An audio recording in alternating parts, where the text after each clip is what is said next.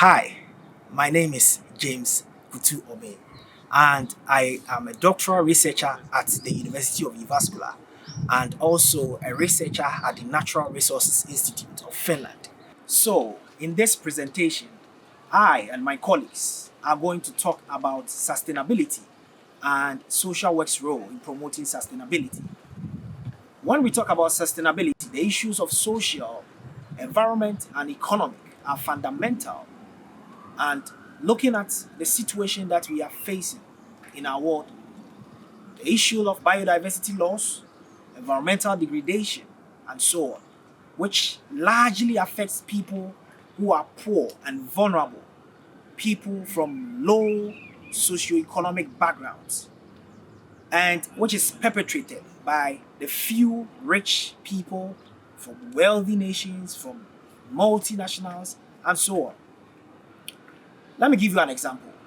When there is climate change affecting people from poor regions of the world, the people are forced to migrate in search of greener pastures elsewhere. They do so with a tag as people with migration background, which further subjects them to all sorts of discrimination and social challenges. Another group of people worthy of mention are young people who are being stressed by the current capitalist neoliberal economic system. This renders many of them unemployed. They are increasingly disconnected from their society as well as nature. As early career researchers, we contend that by utilizing nature and nature based interventions, we could prefer solutions for this group of people within the scope of the capabilities approach. So I hand over to my colleagues who will talk more about nature based interventions and the capabilities approach. This is Irene Nassar. I'm a doctoral researcher at the University of Jyväskylä. Why capability approach? Well, the capability approach was originally drawn from the works of philosopher and economist Amartya Sen and then developed by the works of philosopher Martha Nussbaum. This approach is one of the most broadly agreed upon and controversial approaches in political philosophy, development studies, welfare economics, and social policy. However, this approach has recently gained more and more attention in sustainability transition research. This is because this approach challenges today's dominant model for development, the GDP. It offers rather a new insight into well-being, dignity, justice, and development that is based on neither utilities nor resources, but on the substantive freedom and capabilities to do valuable acts and reach valuable state of being. The capability approach is mainly underpinned by two core concepts. The first one is functioning and the second one is capability. Well, functioning is various things a person may have reason to value doing or being. For example, traveling is functioning. Working, studying, communicating, hiking, swimming, cycling, they are also functionings. On the other hand, a capability is various combination of potential functionings a person can achieve.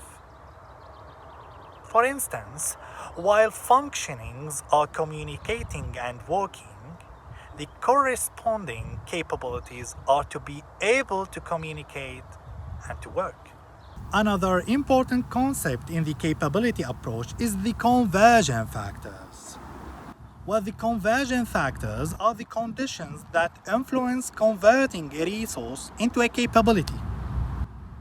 There are three types of conditions. The first one is the personal one, like your age, your gender, and your health. The second one is the social condition, like the social norm, the race, and the public policies. The final one is the environmental conditions, like the physical environment, the location, and the climate. Let's give an example. Bicycle is just a resource. But what does it mean to have a bicycle if there are no enabling personal, social, and environmental conditions to convert the bicycle into the capability to cycling? My colleague Rebecca will talk more about the importance of adopting the capability approach in nature-based interventions. Thank you. My name is Rebecca Conway, and now I'm going to focus on Martha Nussbaum's 10 central human capabilities, which she believes all citizens are entitled to as a matter of basic minimum justice. So I will explain how some of these can be promoted through nature-based interventions. Firstly, the capability to life. So being outdoors in nature can improve overall health and well-being, and this promotes the ability to live a complete and satisfying life into old age. Related to that is the capability for bodily health. So many nature-based interventions include various forms of physical activity, such as walking, swimming, surfing, which all can improve your bodily health. Next, we have affiliation. So nature-based interventions often focus on teamwork, which can grow your emotional intelligence, and this fosters the ability to associate with others, have concern, sympathy, and compassion for others, and also teaches the importance of helping others. And next we have a capability for association with other species. So nature-based interventions have the capacity to nurture a close connection between humans, non-human animals, and plants that inhabit the world. Time spent in nature increases our appreciation for the natural world. Then we have capability for play. So unlike many clinical therapeutic settings, interventions in nature encourage freedom to play, laugh, and have fun. And lastly, we have control over one's environment. So nature-based interventions that focus on socio-professional skill building can increase this capacity by empowering participants to make decisions that ensure their ability to engage in political activities, seek and accept meaningful work, and to be treated reasonably at work. So related to this is also capability for voice. So this describes the extent to which people are allowed and encouraged to express their desires and concerns in the decision-making processes. Nature-based interventions which build capability for voice cultivate the participants' real freedom to choose a meaningful life, increase participation, therefore social inclusion and social justice, and the nature-based interventions therefore become more equal and effective in tackling social issues such as precariousness. Now, I am going to present to you two evidence-based examples of how nature-based interventions have been applied within the scope of the capabilities approach.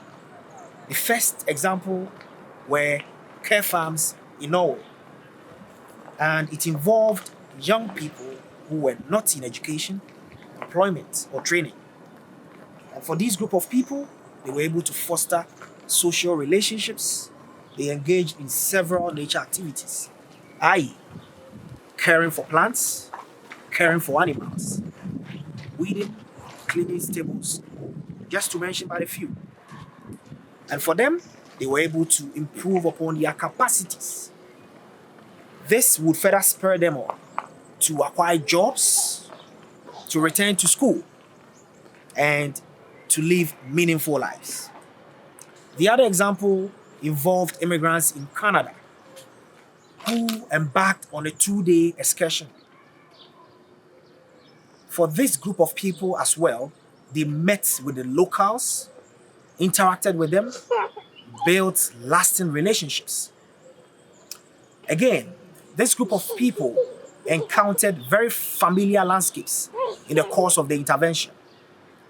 Landscapes that will reconnect them to the world, though they experienced a past of pain and persecution, but they were feeling reconnected to a new place that they could call home, a new place of love. So to sum everything up, in a world where people are facing indignity, where people are having challenges with their well-being, and where there is so much injustice, it is our high contention that by utilizing nature and nature-based interventions, and by highlighting all these within the capabilities approach, the social work profession will be able to advance sustainable solutions for people. Thank you.